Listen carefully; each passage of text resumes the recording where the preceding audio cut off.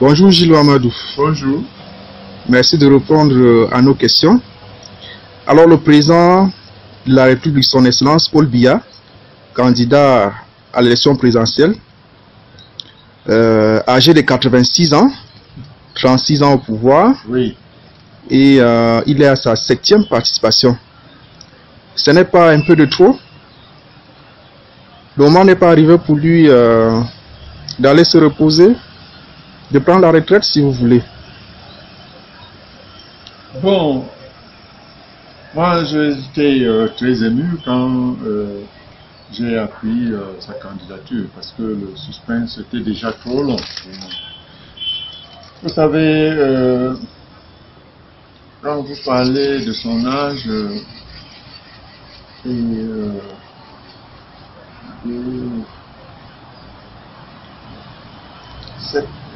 la durée à la tête de l'État, 36 ans.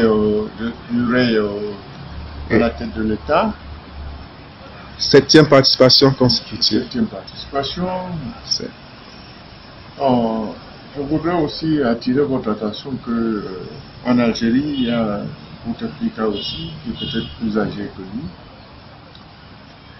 Ce que je voudrais dire à la jeunesse, c'est que dans l'intérêt supérieur de l'État, oui, il nous faut un homme qui non seulement est connu dans les 10 régions du Cameroun, mais aussi à l'extérieur. C'est un grand atout. Et à côté, n'est-ce pas, de cette dimension universelle de l'homme, il y a aussi l'expérience. Bon, pour moi, si il peut terminer les projets, vous savez, il a initié des grands projets depuis quelques années. Oui. Et si ce projet, s'il quitte avant la réalisation de ces projets ne vont plus se réaliser. Pourquoi? Lorsque le président Amadou Ahidjo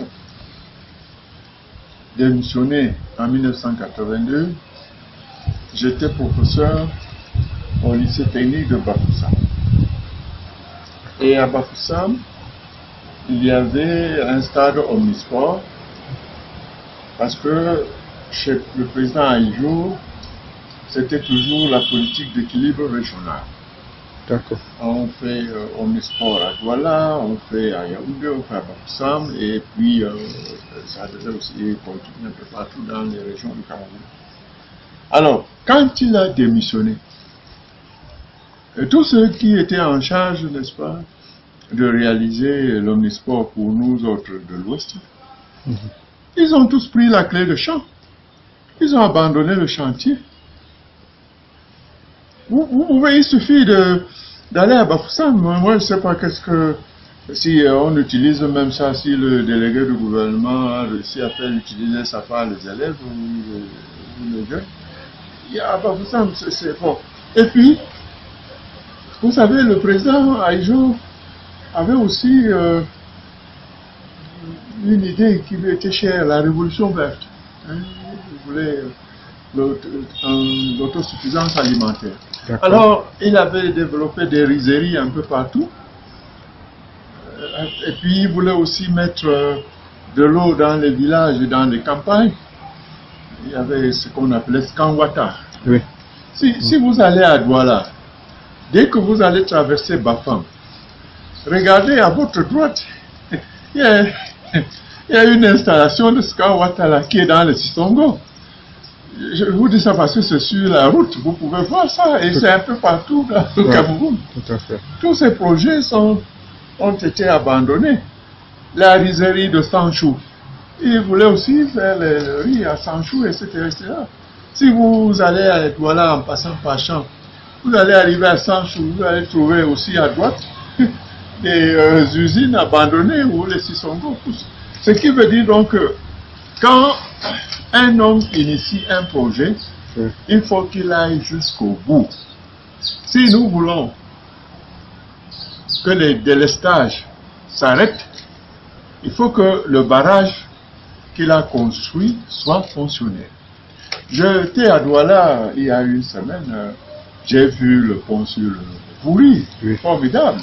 Bon, il y avait encore un peu de bousculade avec un peu de ce qu'on appelle, il y avait encore beaucoup de voitures sur le pont.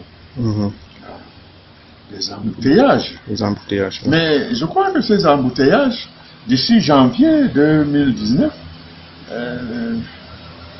seront plutôt, ces embouteillages seront des tristes souvenirs. Donc, en gros, si vous les jeunes, il faudra faire le choix entre l'intérêt supérieur du Cameroun et les intérêts égoïstes.